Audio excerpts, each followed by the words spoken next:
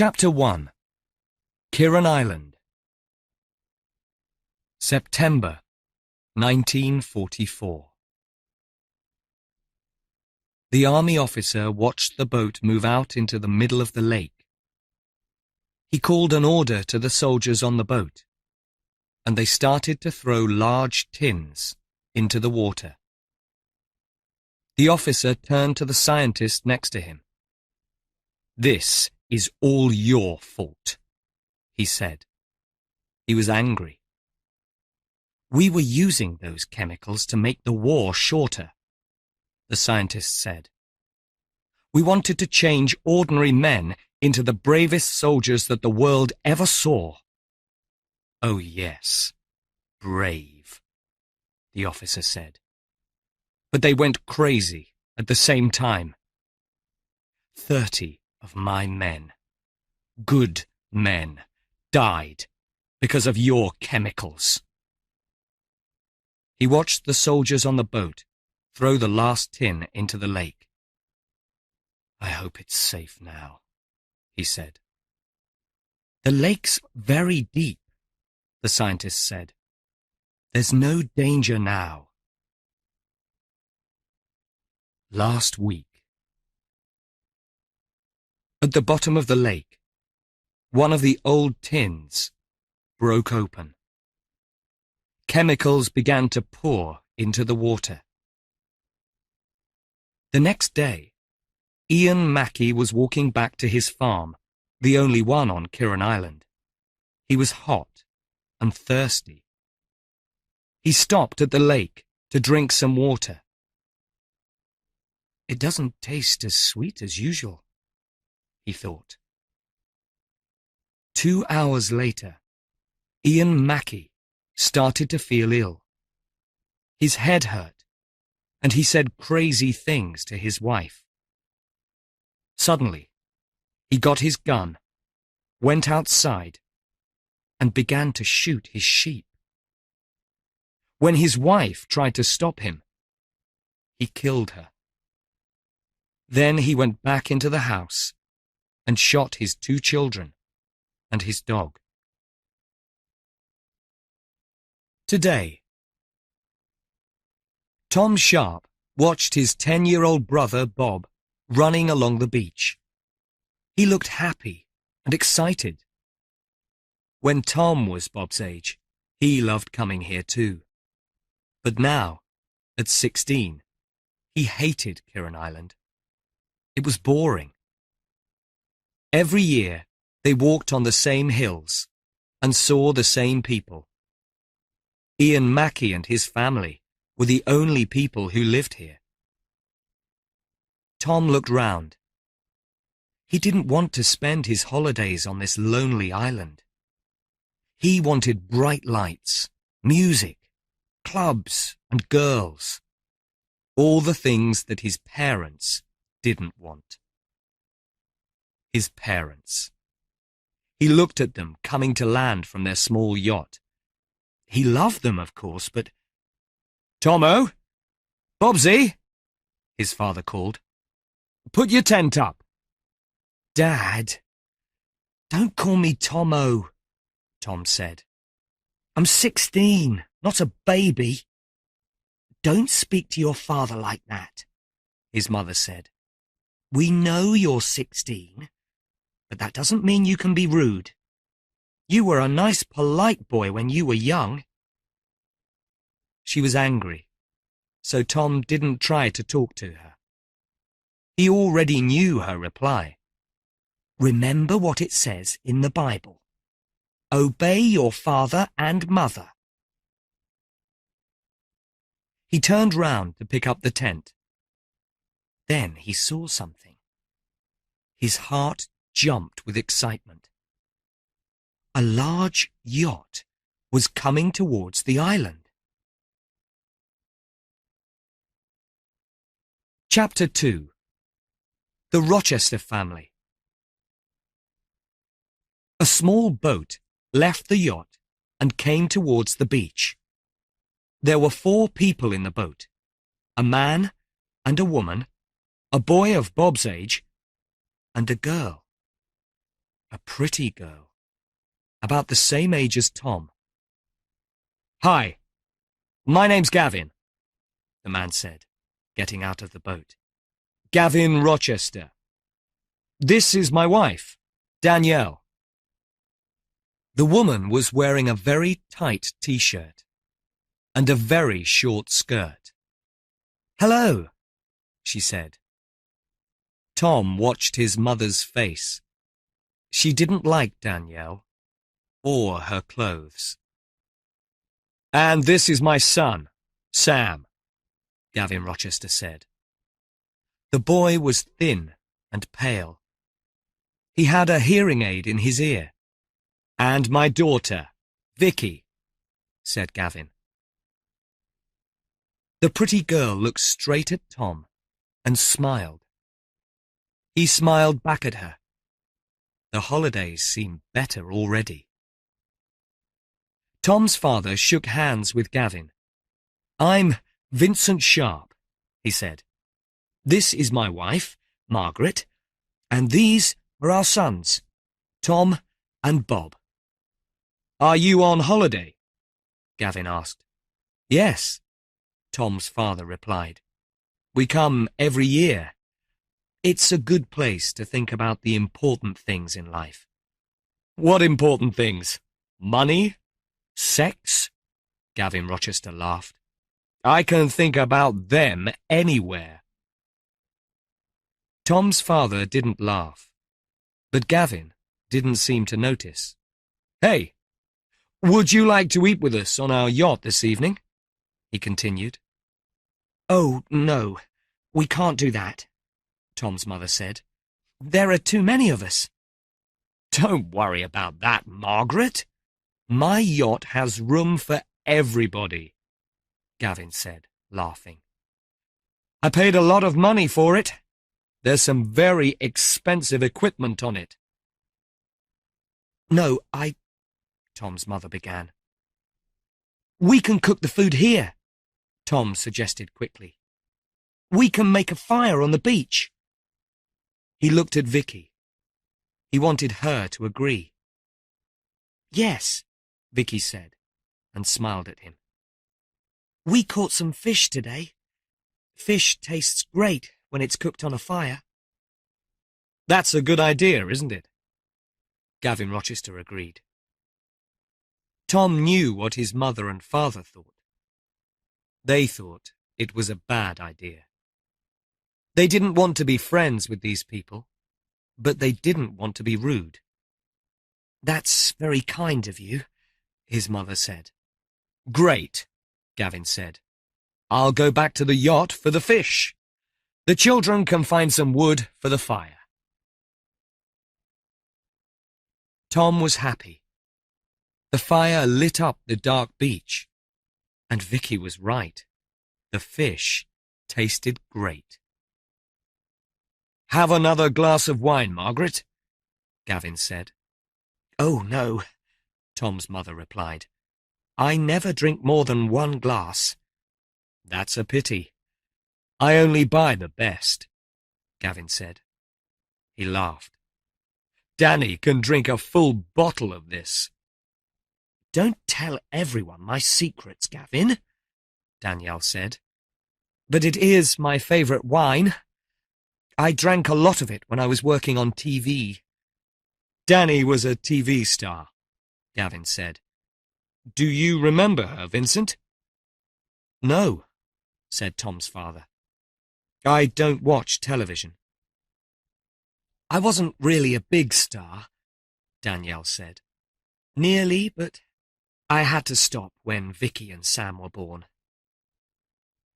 Tom watched Vicky talking to Bob. When she laughed, she was so beautiful in the light from the fire. Tom wanted to talk to her, but he was suddenly shy. "Tom," Bob shouted, "Vicky and Sam have got a tent. They're going to sleep here with us tonight." "Oh, no, they can't," Tom's mother said immediately. "Why not?" Danielle asked. Tom knew what his mother wanted to say, I don't want Tom to be here with Vicky all night. But she couldn't say it. She looked at Tom's father. He began. Perhaps it will be okay. Yes! Bob shouted happily. Tom wanted to shout with excitement too, but he didn't. Chapter 3. In the Night. They were all sitting outside a tent. Bob and Sam were playing cards. Tom and Vicky were listening to a cassette. Oh, Lonely Tomorrow, Vicky said. I love this song. It's my favourite too, Tom said. When the song finished, Vicky stood up. Do you want to go for a walk? She asked. Yes. Great, Tom said, getting up. They walked along the path to the top of the cliffs and sat down. The moon was shining on the sea. Tom looked down at the 2 yachts on the water. There were no lights. Their parents were probably asleep. Tom laughed. I'm glad my parents can't see us.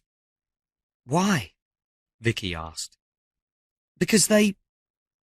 Oh, it's difficult to explain. They go to church a lot, and they read the Bible and talk about religion all the time.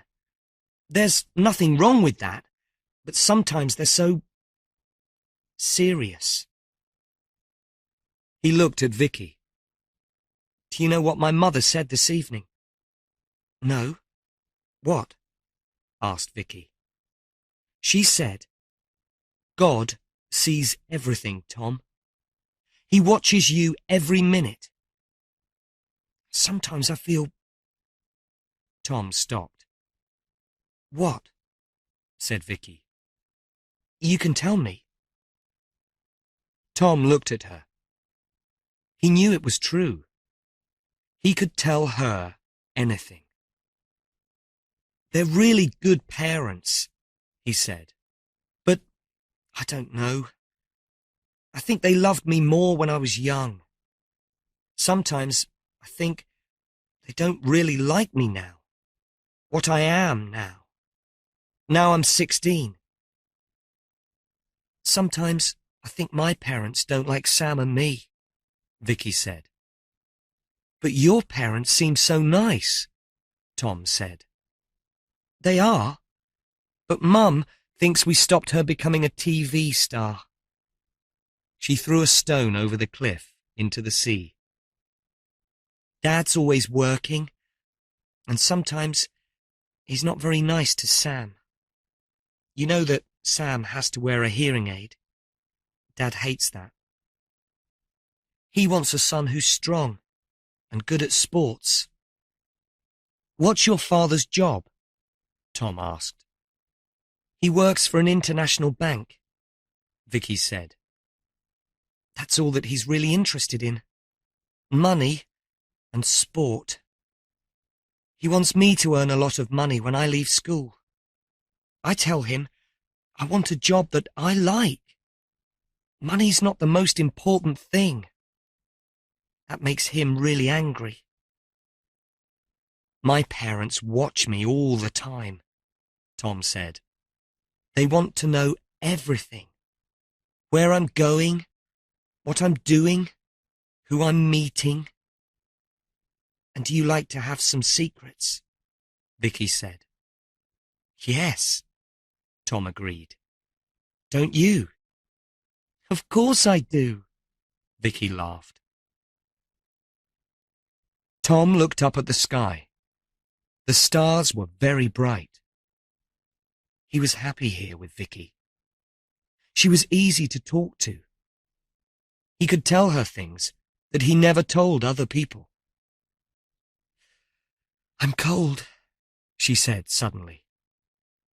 He took off his jacket and put it round her shoulders. Here, you can have my jacket, he said. Thanks. Vicky looked at him. He smiled at her, and then looked at the sea. When he turned to her again, she was still looking at him. What? He laughed. She didn't say anything. She just moved towards him and kissed him. It was a long kiss, and he didn't want it to stop. But then Vicky moved away. Now you've got another secret, she said, smiling. Or are you going to tell your parents about this? No, they'll kill me, he said, laughing. She kissed him again, and he put his arms round her. He could feel his heart racing in his chest. He pulled her closer and closer. Suddenly, there was a terrible scream. Then another. It was coming from the tents. Tom and Vicky jumped up and ran down the hill. The sound of crying came from inside one of the tents, and the outside of the tent was covered with blood.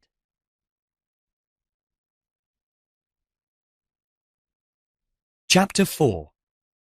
Like a Wild Animal.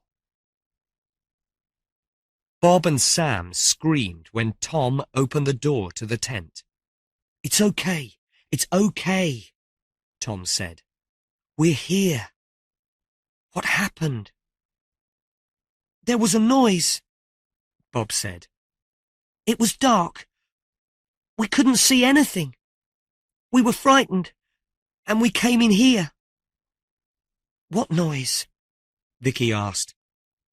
It was like a wild animal, Sam said. Then blood started to come through the roof of the tent. I was frightened, and it's okay, Vicky said. She put her arms round him. Tom went outside. It was very dark. He stood and listened. Silence. He started to walk round the tent, and his foot touched something. Just then, the moon came out from behind a cloud. Tom looked down. He saw a sheep's head lying in a pool of blood. Feeling sick, he picked up the head. The straight cut across the neck was made by a knife, not a wild animal. Tom threw the head into the long grass and went back into the tent. Did you see anything? Vicky asked. He didn't want to frighten Vicky or the boys, so he said, No, nothing. What shall we do? She said. The boys are afraid. We can all go into the other tent, Tom said. It was crowded in the tent, but they all felt safe there. The two young boys slept between Tom and Vicky. Good night, Tom, Vicky said softly. Good night, Tom said. He closed his eyes and smiled.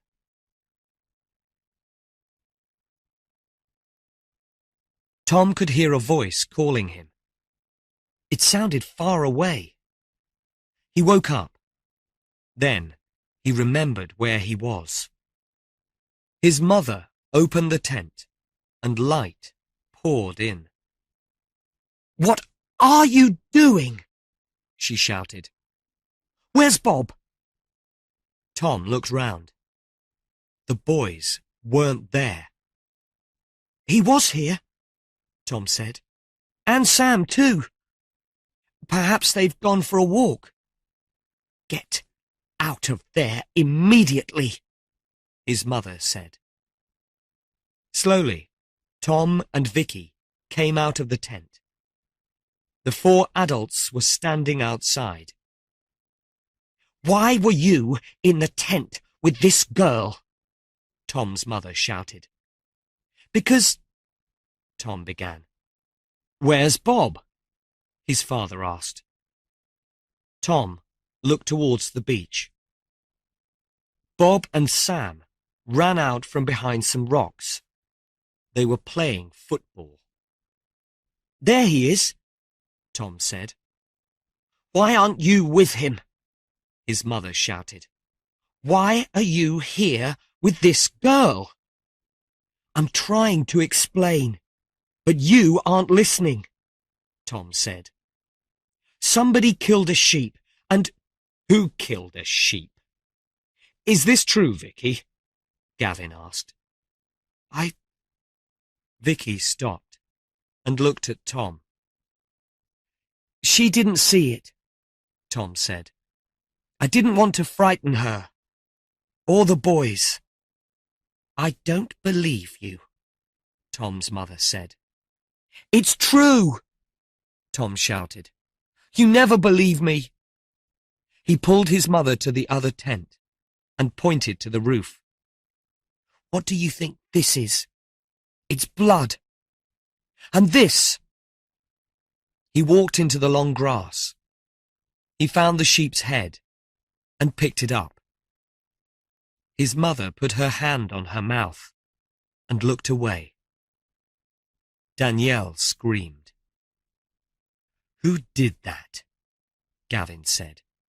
"I don't know," Tom said. "Who lives on this island?" Gavin asked. "The only people here are Mr. Mackey and his family," Tom's father said. "I'm going to see this Mr. Mackey," Gavin said. "Is he stupid, trying to frighten people like this?" Tom's mother looked at Tom and Vicky. "We can't leave the children alone. We'll all have to go." Chapter 5. A Mystery. It was hot, walking up the hill. "Is it very far? I'm tired," Sam said. "Oh, stop being a baby," Gavin said to his son. "You're too weak. You need some exercise." At the top of the hill, they looked down at the lake. It was beautiful, with the sun shining on the blue water. "I'm thirsty. Is that water clean?" Danielle asked. "It's the best water that I've ever tasted," said Tom's father. "We always drink it when we're here." "Good," Danielle said. "Who's coming for a drink?" "We'll all come," Tom's mother said. "I'm staying here," Sam said. He sat down on the grass. Bob and Tom sat down next to him. "I'll stay with the boys," Vicky said. The adults walked down towards the lake. Tom felt the hot sun on his back. He looked up at the blue sky. Then, quietly, Vicky started to sing Lonely Tomorrow. She had a really good voice. After a minute, she stopped. "Don't stop," Tom said. She smiled shyly. He smiled back. She was so lovely. He wanted to put his arm round her and kiss her. She began to sing again, and now Bob and Sam sang with her. Tom felt so happy. He looked down at the lake. The adults were on their knees by the water. He saw them put their hands into it and lift some to their mouths. The water shone in the light of the sun. They put their hands into the lake again and drank some more water. Tom wanted them to stay at the lake for a long time. He just wanted to be here, listening to Vicky. He touched her hand, and she smiled at him. The adults finished drinking and walked back up the hill. Vicky stopped singing. "Was the water good?" Tom asked. "Very good," his mother replied. "It didn't taste the same," his father said. "It tasted strange, but it was good." "It was wonderful," said Gavin. "And you'll all be thirsty later. Now, let's go and see this Mr. Mackey." At the top of the hill, Tom looked down at Mr. Mackey's farm. The house seemed dark and lonely in the valley. He suddenly felt nervous. Something was wrong. There were no animals in the fields, no birds in the sky. Everything was quiet. Too quiet. When they got to the house, the kitchen door was open. "Hello?" Tom's father called. "Mr. Mackey?" There was silence. A strange silence. There were dirty plates and bits of food on the kitchen table. Chairs were lying on the floor. There was a bad smell in the air. I feel sick," Tom's mother said. "I do too," said Danielle.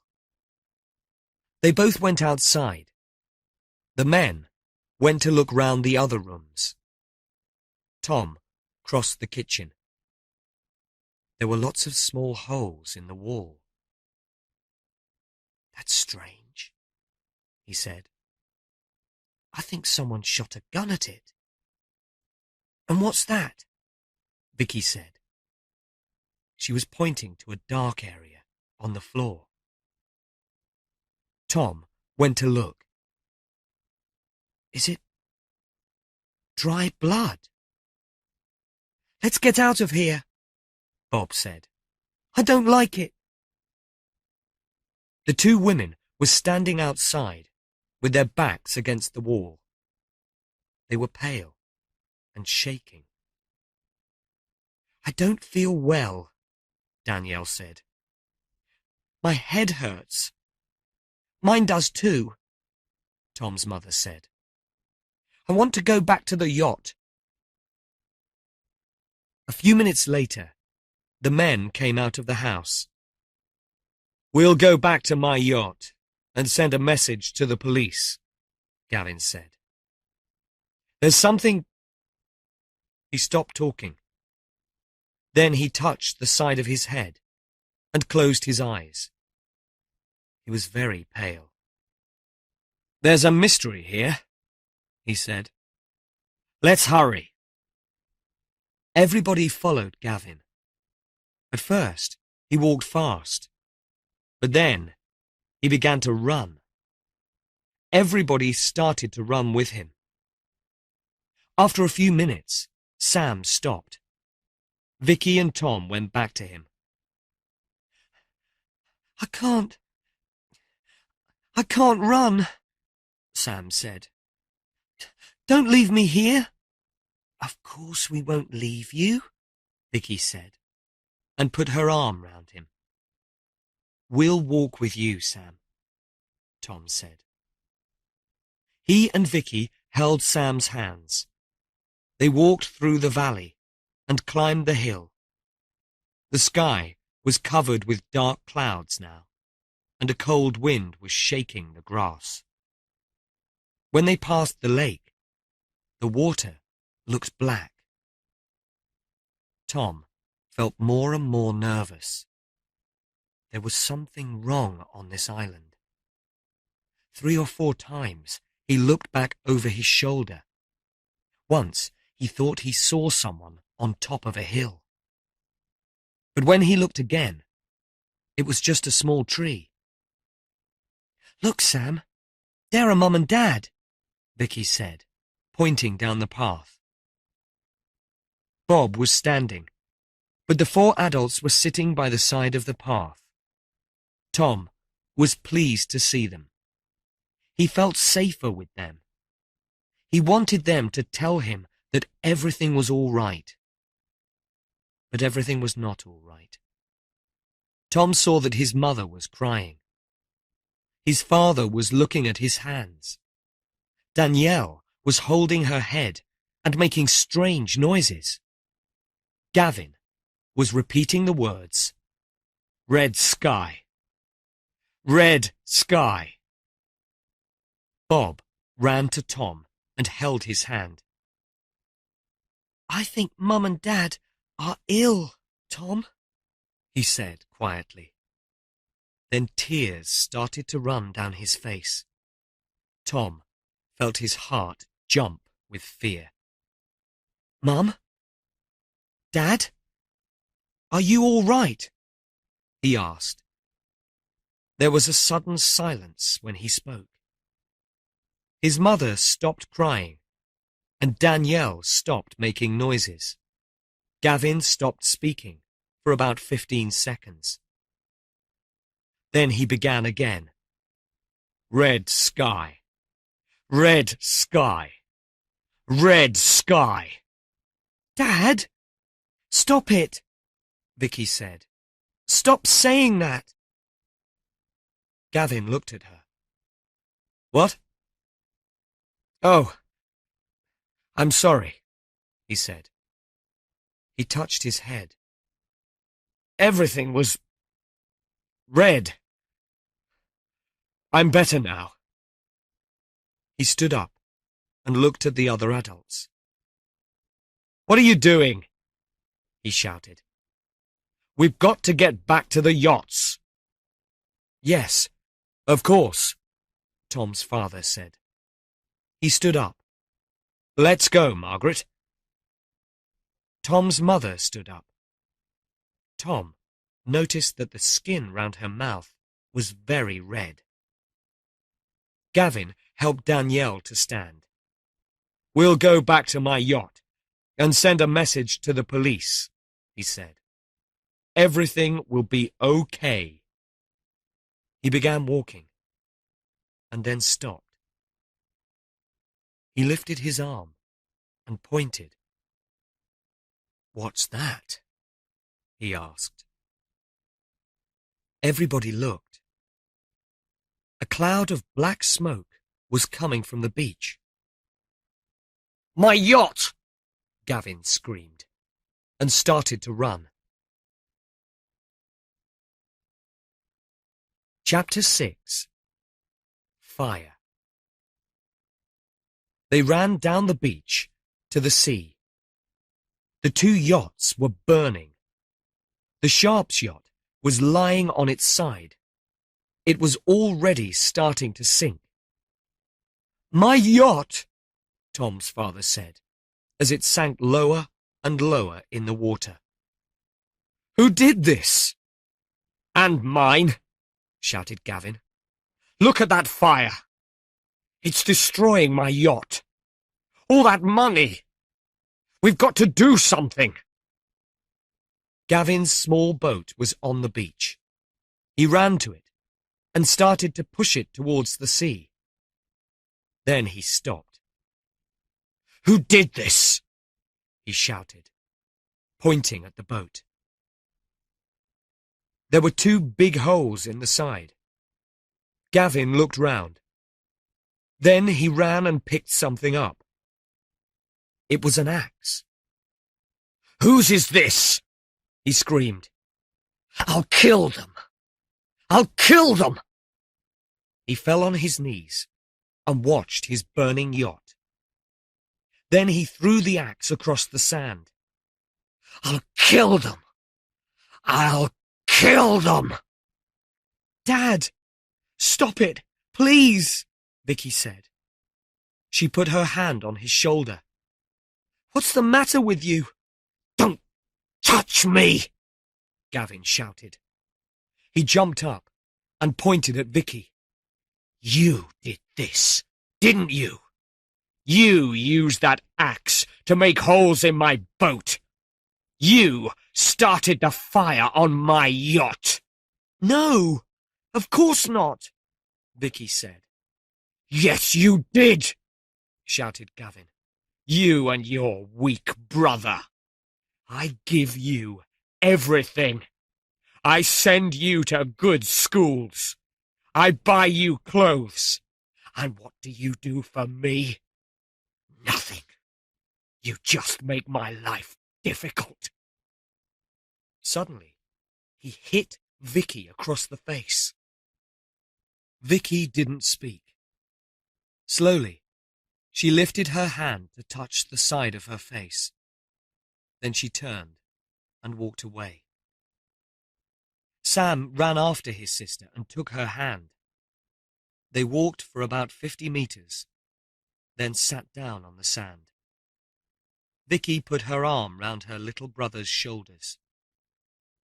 There was a loud shout from Tom's father. My yacht! The adults watched the yacht disappear under the water. Tom pulled Bob along the beach towards Vicky and Sam. He saw that Vicky's eyes were filled with tears. "Are you okay?" he asked. She tried to smile, but she couldn't. She looked away, then looked back at him. "He never hits me," she said. "He gets angry with me sometimes, but he never hits me." "It's because of the yacht," Tom said. No. There's something wrong with all of them." Tom knew that she was right, but he didn't want to believe it. There was something wrong with them. They were all acting strangely. It was frightening. "Maybe they're ill," Bob suggested. "Mum said she felt sick. And my mum did too," Sam said. Bob looked at Tom with big, frightened eyes. "Don't worry," Tom said. "They'll be better soon." He wanted the young boys to believe it. He looked at Vicky, and she understood. "Yes, Tom's right," she said. "They'll all feel better soon. Let's go and sit near the tents." When they got to the tents, Tom saw Bob's football on the ground. "Bob, you and Sam can go and play football while we're waiting," he said. The young boys ran off. They were kicking the ball and laughing together. Vicky and Tom sat down and watched. Then they turned to the adults, and the fear returned. "I don't understand it," Tom said. "They're so angry. They're more than angry. They're—" Vicky stopped. But Tom knew what she was thinking. He was thinking it too. Maybe the adults were ill. Really ill. Inside their heads. It was a terrible, frightening idea. "What do we do if they don't get better?" Vicky asked. "We'll have to try and get help," Tom said. "There's a radio at the farm. Mr. Mackey uses it to order farm equipment. Maybe we can go back there and send a message." "I don't want to go back to the farm," Vicky said. "I think something terrible happened there. Where are Mr. Mackey and his family? Maybe they're ill too. Maybe they started the fires on the yachts." "Maybe," Tom agreed. "Let's wait for an hour. If our parents don't get better, we'll go back to the farm." "Okay," Vicky said. "We'll wait. Wait and hope." Chapter 7. The Children's Fear. The boys were still kicking the football. The adults sat near the sea. They weren't moving, and they weren't talking. They were just watching the fire burning on Gavin's yacht. Suddenly, there was an explosion. The adults stood up, and the boys stopped playing football.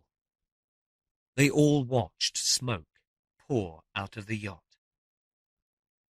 Then the boat began to sink.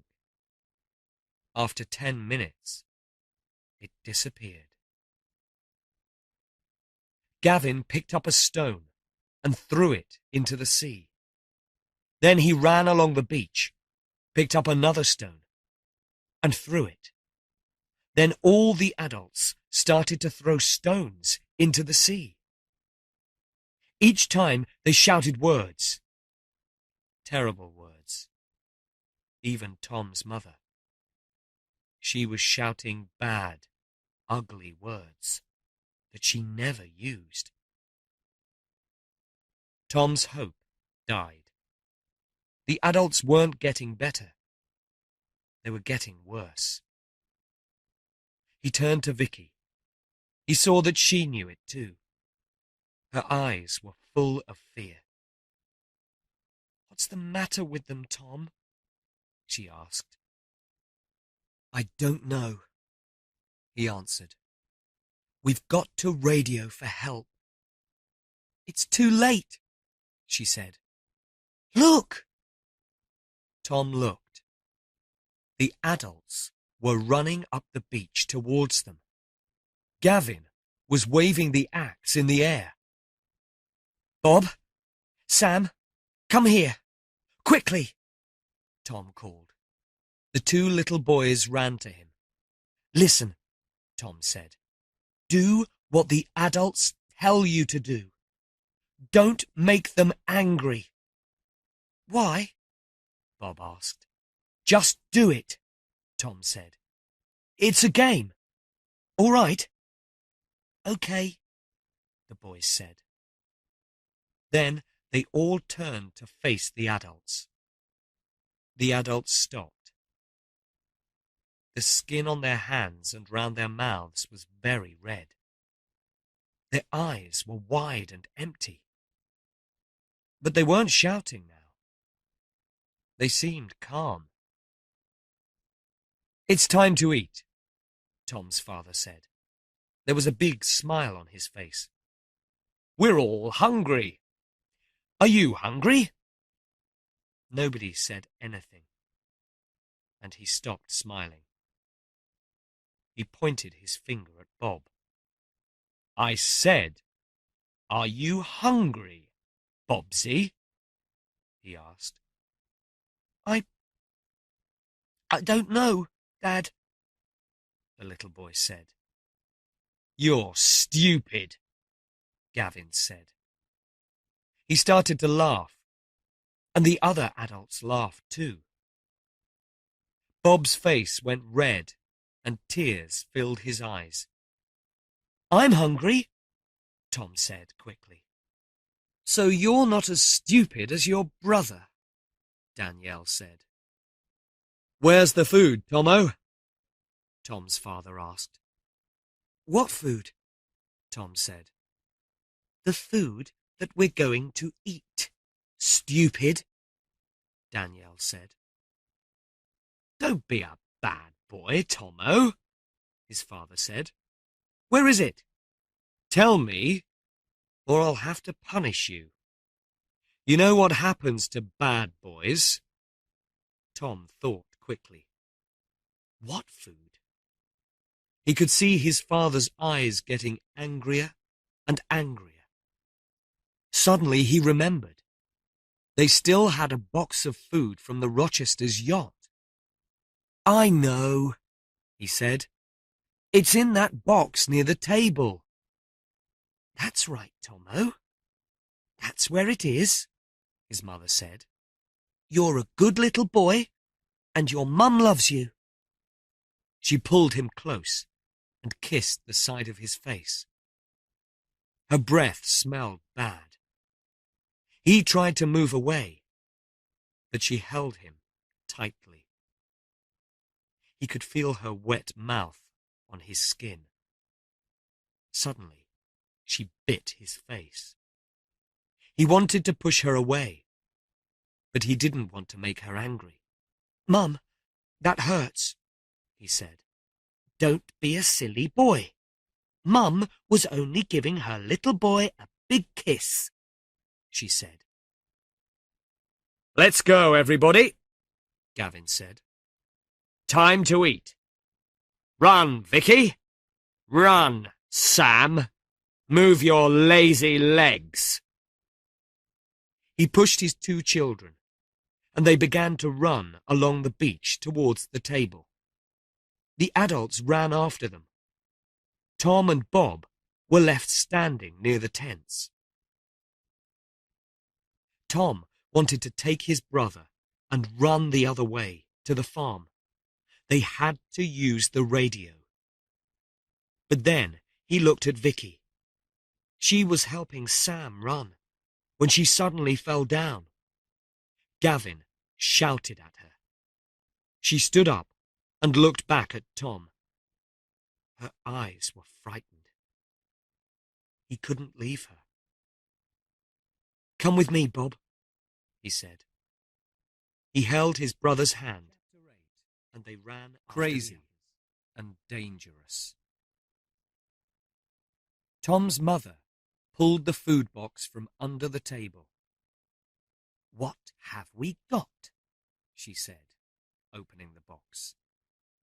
"Bread, butter, eggs, orange juice. God is kind to us. He's given us what we need for breakfast." "God's clock is wrong, Margaret," Gavin said, laughing. "It's not breakfast time. It's lunch time. But I'm so hungry. I could eat a horse. What about you, Sam? What would you like to eat?" "I don't know," Sam said, in a quiet, frightened voice.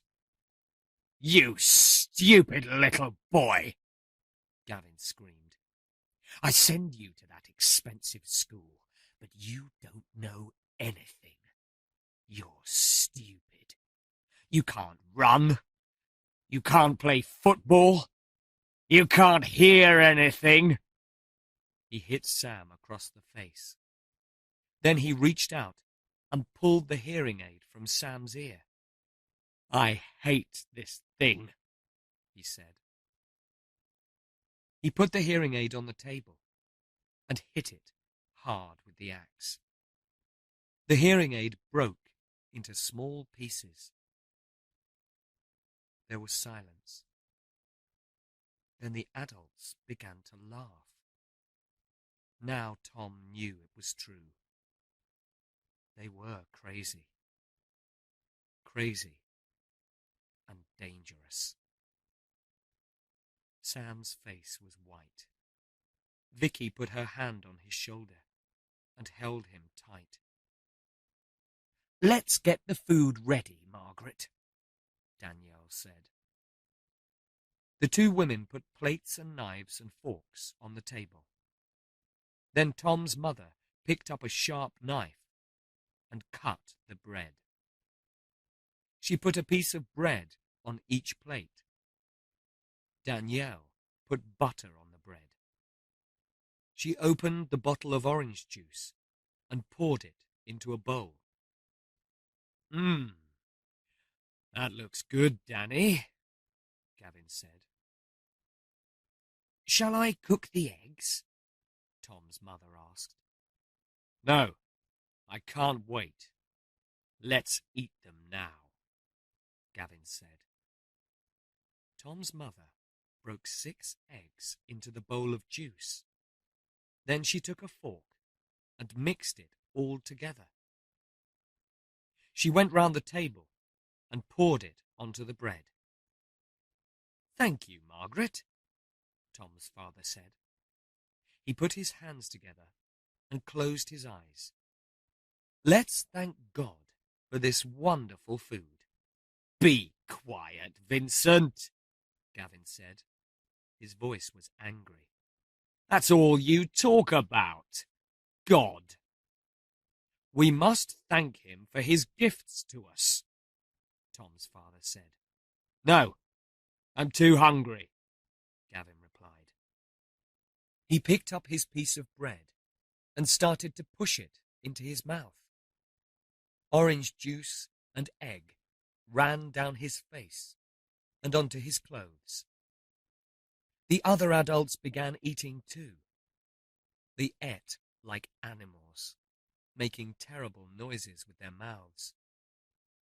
Tom, eat your food, his mother said. She picked up the sharp knife and pointed it at him.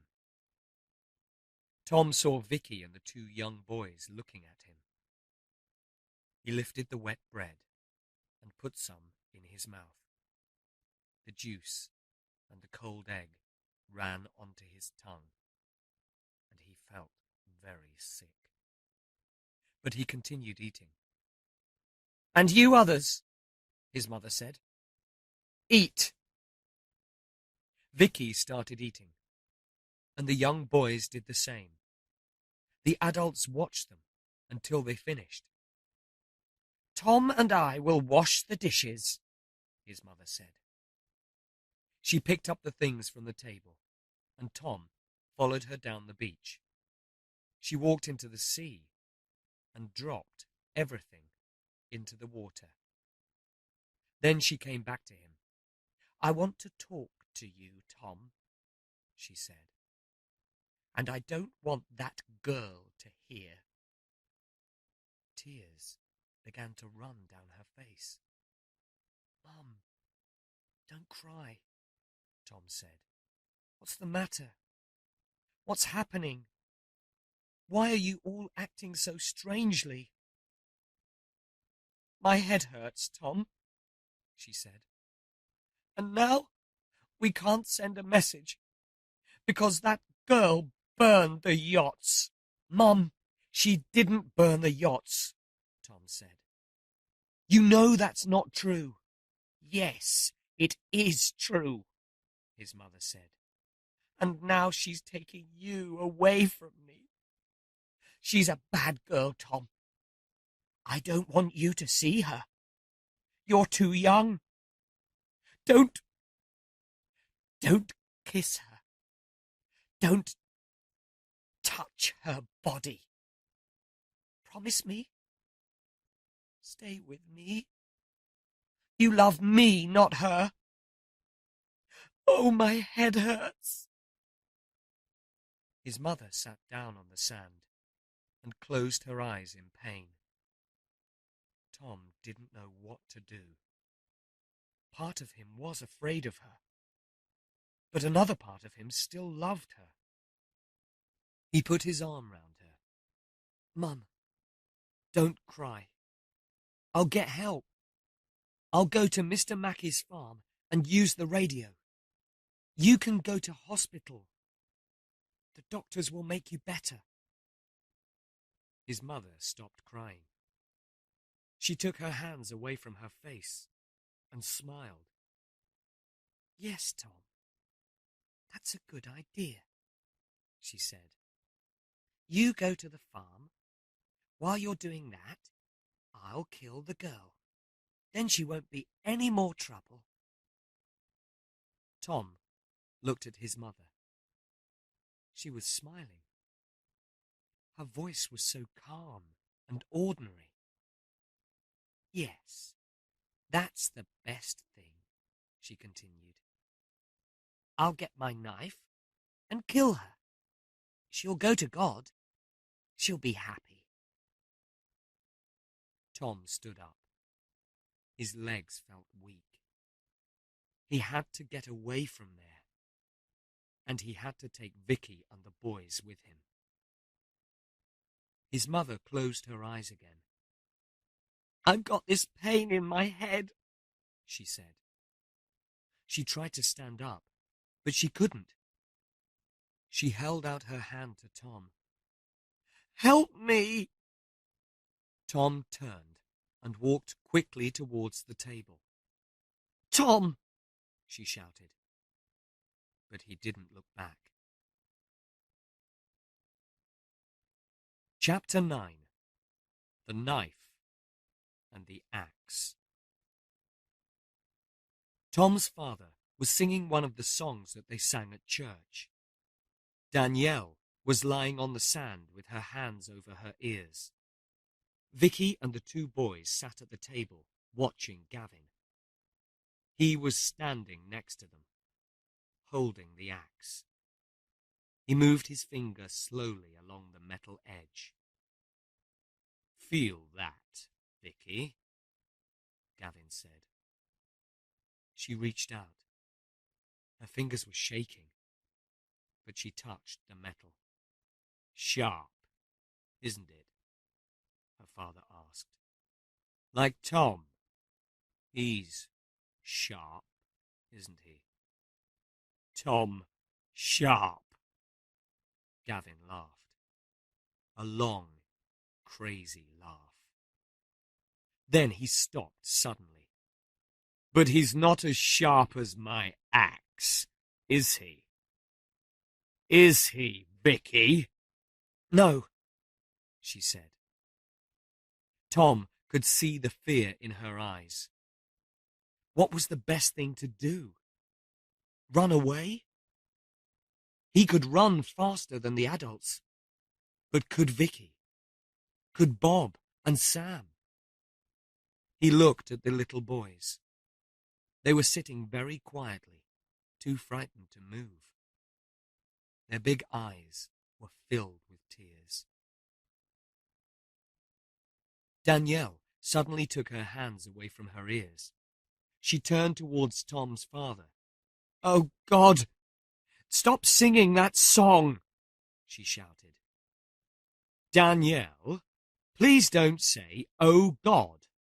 God will punish you for it," Tom's father said. "Don't be stupid, Vincent," Gavin said. "God's not going to punish anyone." "But I am. Oh, yes.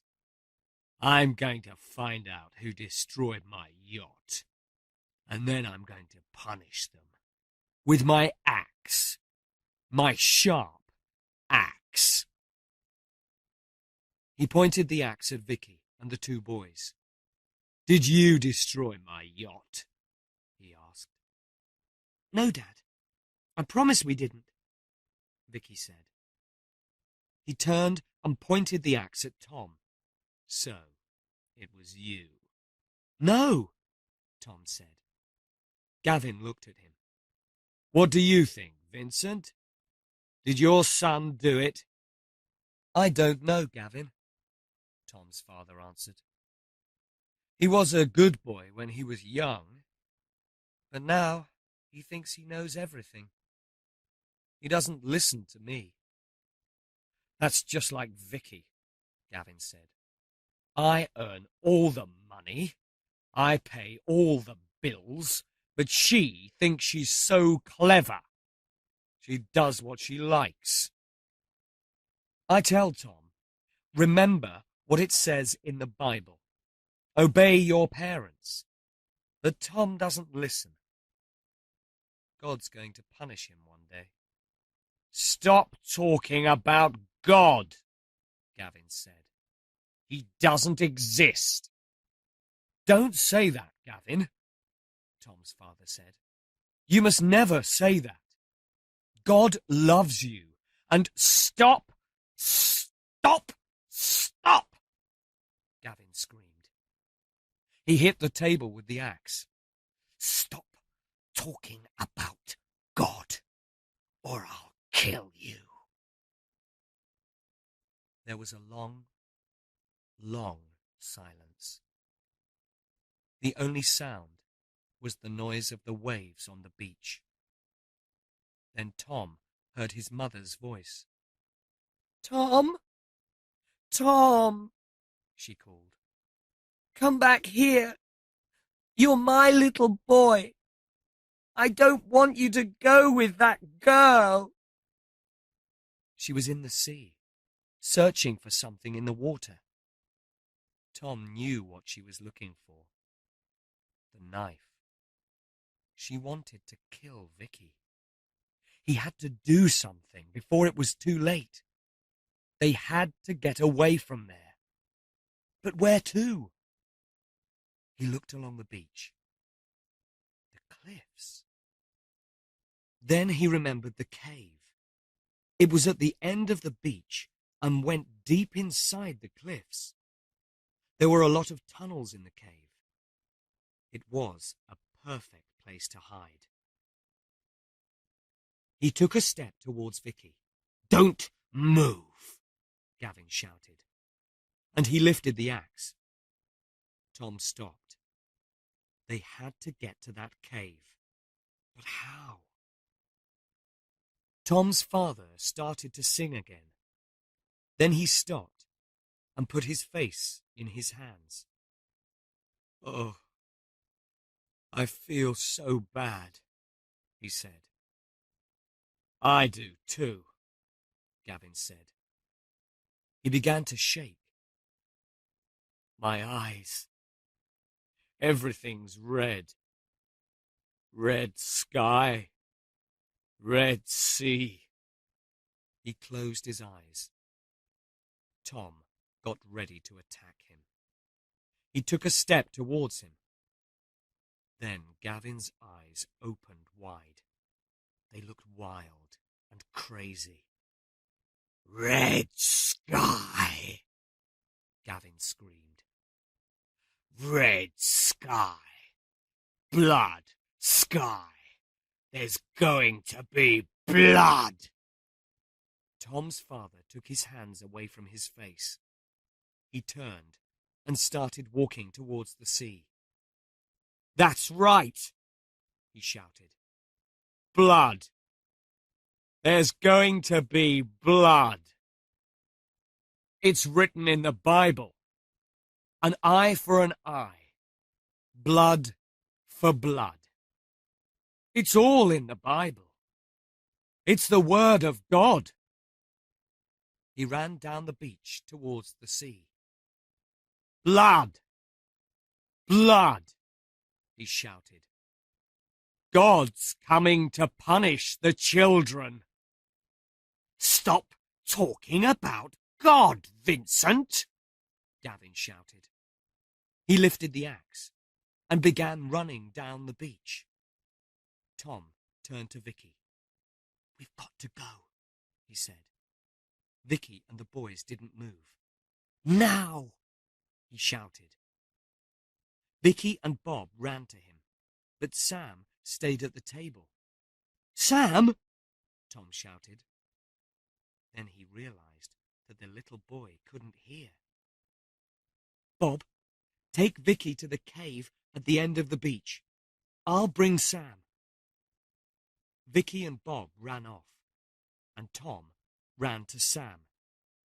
Then Danielle stood up, took Sam's arm, and held it tightly. The little boy tried to escape, but Danielle began to pull him towards the sea. "Leave him alone!" Tom shouted. He ran in front of her, and he hit her. He felt terrible, but he hit her hard on her face. He heard her nose break. She took her hands away from Sam and fell on her knees. Blood poured from her nose. Tom took Sam's hand and began to run. Vicky and Bob were nearly at the end of the beach. Then Tom heard his mother scream. He stopped and turned. Sam continued running towards Vicky, but Tom couldn't move. His father and Gavin were standing at the edge of the sea. His father was shouting. His mother was near them in the sea, holding the knife. Gavin lifted the axe. For a second, nobody moved. Then the axe fell. It crashed through the top of Tom's father's head. Blood flew into the air, and his father fell to the ground. Gavin hit Tom's father 3 more times. Then he stopped. Tom's mother ran screaming towards Gavin. She lifted the knife, but before she could stab him, Gavin hit her with the axe. It went through her chest. Gavin pulled it out and hit her again. She fell back into the sea. Tom couldn't move. Gavin turned slowly and looked at him. He shouted something, but Tom was too far away to hear the words. Then Gavin lifted the axe and began to run towards him. Tom turned and ran after Sam and the others.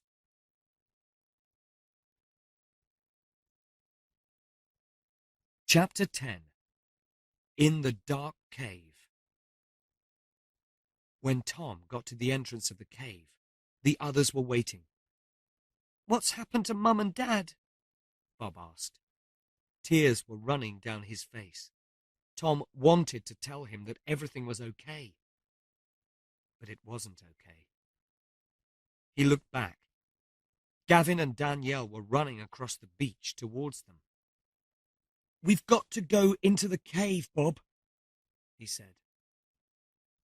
He took his brother's hand and pulled him inside. Vicky and Sam followed them. They ran along the main tunnel, but it got darker and darker. Soon they couldn't see, and they had to stop running. Tom put one hand out in front of him. He felt the wall of the cave. "Everybody, hold hands," he said.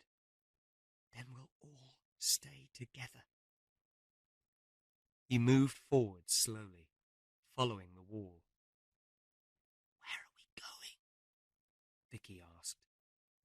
"There's a ladder at the end of the cave," Tom replied. "If we can find it, we can climb up to the top of the cliff." They heard shouts from behind them. Gavin and Danielle were in the cave. They were a long way behind, but Tom still felt nervous. He wanted to run, but it was too dark. "We're coming, Vicky!" Danielle screamed. "You think you're so pretty, but you're not as pretty as me. I wanted to be a star, but you stopped me. Do you hear me, Vicky?" Tom felt his way along the wall. "I think there's another tunnel here," he said. "There are a lot of different tunnels on each side. We've got to stay in the main tunnel. The ladder's at the end of it." "We won't get lost, will we?" Bob asked. "No," Tom said. "Mr. Mackey showed me the way last year."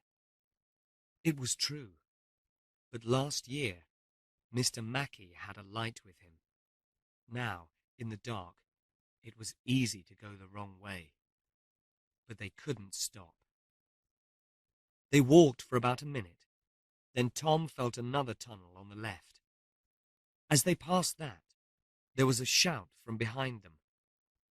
It was Gavin. He sounded nearer. "They're catching us," Bob said. Tom went more quickly. They were almost running. Then Vicky fell. Tom stopped. "Are you all right?" he asked. "Yes," she said. "My knee hurts, but I'm okay." She got up. "Sam? Where are you? Tom? Have you got Sam? I dropped his hand when I fell. Where is he? Sam?" Tom felt all round him, but Sam wasn't there. And then Sam's voice came from in front of them. "Vicky? Sam? Sam! Vicky shouted. He can't hear you, Tom said. We've got to follow his voice and try to find him. The three of them moved forward in the dark. They were moving quickly, but Sam was moving faster. Every time he called, his voice sounded farther away. And then, from behind them, came a laugh. It was Gavin, and he was very near. The stupid little boy is lost. Tom started to run. It was terrible running in the dark, but they had to find Sam. They heard his voice again. Vicky? Where is he? Vicky asked. He's behind us. He's gone down one of the side tunnels, Tom said. We've got to go back, Vicky said. I can't leave him. Suddenly, they heard a scream. They stood and listened. Who's that? They heard Sam shout. Then came the sound of Gavin's crazy laugh. It's your father, Gavin shouted. Are you pleased to see me? Dad, please, no, Sam said. There was another scream, then a terrible noise. Tom felt sick. He knew what it was. It was the sound of Gavin's axe on Sam's body. More screams. Then the noise again. It filled the cave. The screaming stopped, and they heard the noise of the axe again, twice more. Then there was silence. Tom heard Vicky start to cry. He put his hand out and touched her wet face. Then he put his arms round her. They've killed him, she said quietly. My parents have killed my brother. Oh God, Tom, what am I going to do? We've got to get out of here, he said. I can't, Vicky cried. He felt her fall to the floor. He tried to pull her up. Vicky, we can't stay here. Get up. He pulled hard, and at last she stood up. There was a shout from back in the darkness. It was Gavin and Danielle. Blood! Blood! They were screaming. Let's go, Vicky, Tom said. Help me, Bob. They half pulled and half carried her along the tunnel. Then Tom felt a soft wind coming from the left. He reached out. It was a side tunnel. This way, Bob, he said quietly. They went 20 meters into the tunnel, then stopped. After a few minutes, they heard Gavin and Danielle go past the end of their tunnel. Then there was silence. The three of them sat down on the floor. Vicky was crying quietly. Then Bob started to cry too. Tom was as frightened as they were, but he had to try to be brave. We'll get out of here. I promise, he said. And he tried hard to believe it.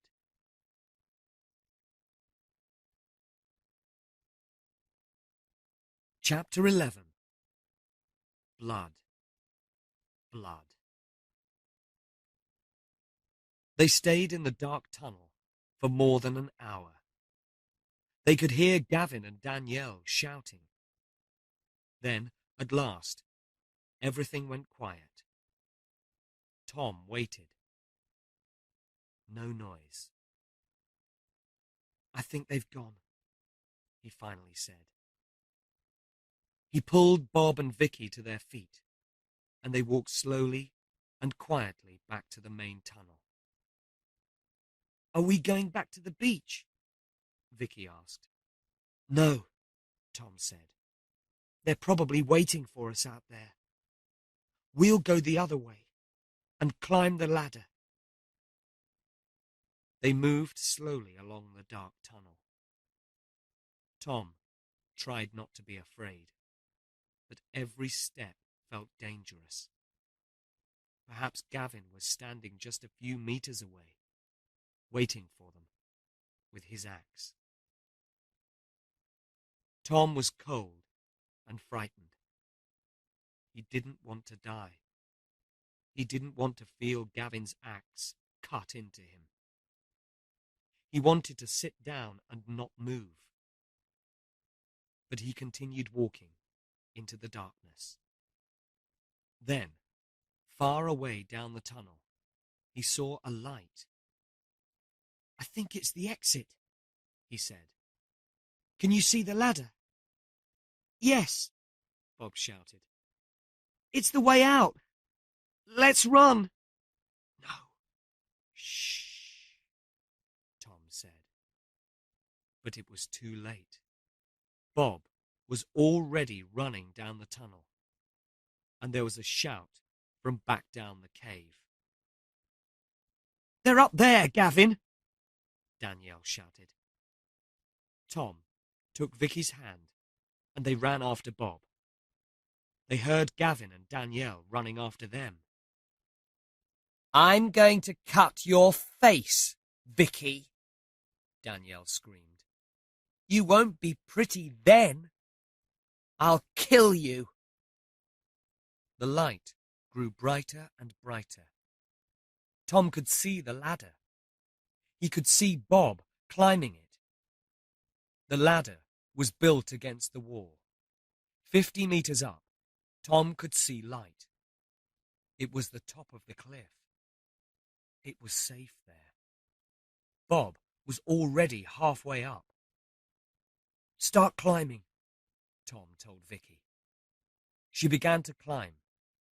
Tom looked back down the tunnel and saw Gavin and Danielle running towards him. He climbed 5 steps, then missed the next step and fell back to the ground. A pain went up his leg. Gavin and Danielle were almost at the ladder. He started to climb again. Bob was nearly at the top. Vicky was halfway to the top. Tom looked down. Gavin and Danielle were climbing after him. There was blood on Gavin's face and shirt.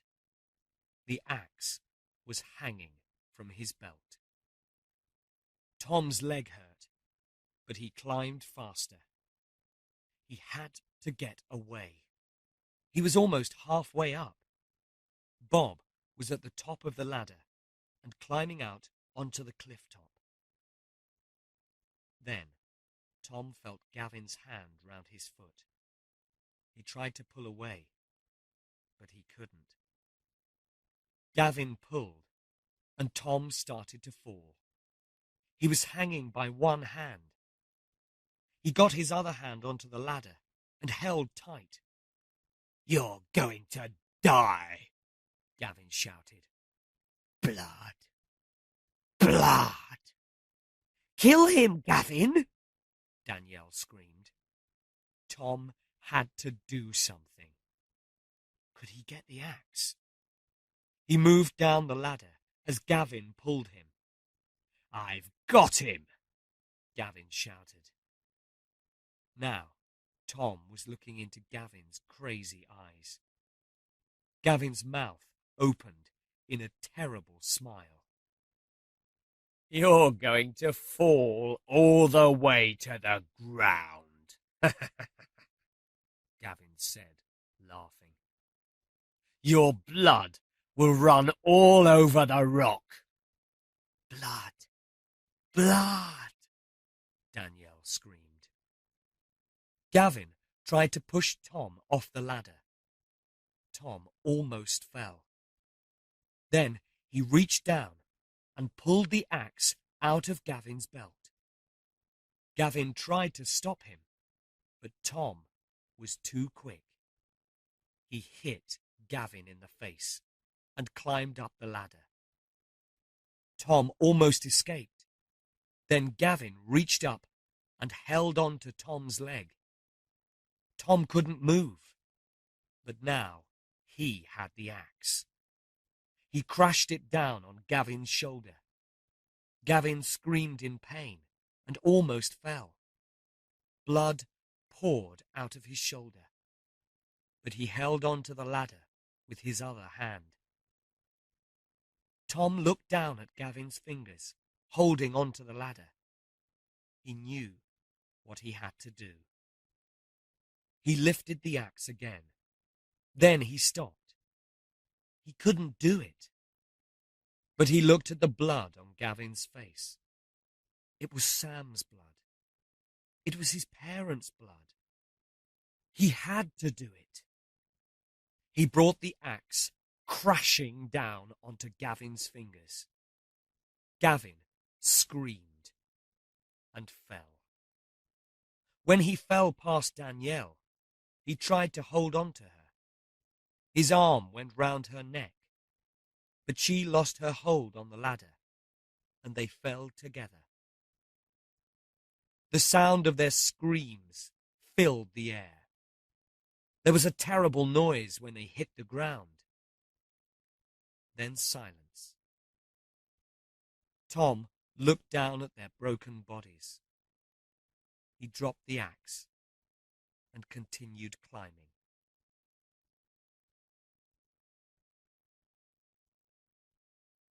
Chapter 12. At the Farm. Tom, Vicky, and Bob hurried towards the Mackeys' farm. "Where are we going?" Bob asked. "To Mr. Mackey's farm. We're going to radio for help." "I want Mum and Dad," Bob said. Tom looked at his little brother. He didn't know what to say. He put his arm round Bob's shoulder and continued walking. Halfway down the hill, Tom stopped. A dead sheep was lying in the middle of the path. It had no head. "This wasn't here before, was it?" Vicky said. "No," he answered, and now they moved more slowly. With every step, Tom became more afraid. Who killed the sheep? Who put it there? They passed 2 more dead sheep. When they got to the farm, Tom stopped. "Mr. Mackey?" There was silence. He pushed the door open. "Is anybody there?" Silence. They walked slowly into the kitchen. It was empty. They listened. There was no sound. "The radio's upstairs," Tom said. They climbed the stairs slowly to the top. Slowly, one step at a time. Tom pointed to the room, and they opened the door. The room was empty. Tom ran across to the desk. He turned the radio on and picked up the microphone. "Hello?" he shouted. "Can anyone hear me? Please! Please! We need help! Can anyone hear me?" Suddenly, there was a noise from below. Someone began running up the stairs. Vicky ran to the door and closed it. She tried to lock it, but it crashed open. Mr. Mackey was standing there. He was covered in blood, and he had a long knife in his hand. Mackey lifted the knife and stabbed Vicky in the shoulder. She fell to the floor. He lifted the knife to stab her again, Tom ran forward and jumped onto his back. Mackie hit him. Tom felt the knife cut through his side. He tried to hold on to Mackie's back, but Mackie turned round too fast. He threw Tom to the ground. Tom's head hit the desk. There was a terrible pain in his head and in his side. He closed his eyes. Then he opened them and saw the gun. Mr. Mackie's gun. It was lying under the desk. He reached out and took it. Mackie was moving towards Bob. The little boy was next to the wall, too frightened to move. Mackie lifted the knife into the air. Tom lifted the gun to his shoulder and pulled the trigger. Nothing happened. Was the gun empty? Tom saw a second trigger. He pulled it. There was an explosion. Blood flew from the back of Mackie's head. He stood for a second or two. Then he fell to the floor. It seemed to take hours, but at last someone answered their radio call. A man on a boat promised to send a message to the police. Tom found a clean sheet in a cupboard. He tied a piece of it across the cut in Vicky's shoulder. Then she tied a piece round the cut in his side. The three children went into the kitchen and waited for the police. They were cold and they didn't want to talk. They just sat and waited. 5 hours later, the police arrived and carried them down to a boat. They put Bob into a bed, and he fell asleep almost immediately. Tom looked at him. He and Bob were alone now. No parents. He closed his eyes and started to cry. Vicky came and sat next to him. "I want to die," he said. "No, don't say that," Vicky said. "You've got to live. We've all got to live. I need you. Bob needs you. We can get through this terrible time. I know we can." She put her arms round him and held him tight. And he knew she was right. Together, they could do it. There was still hope.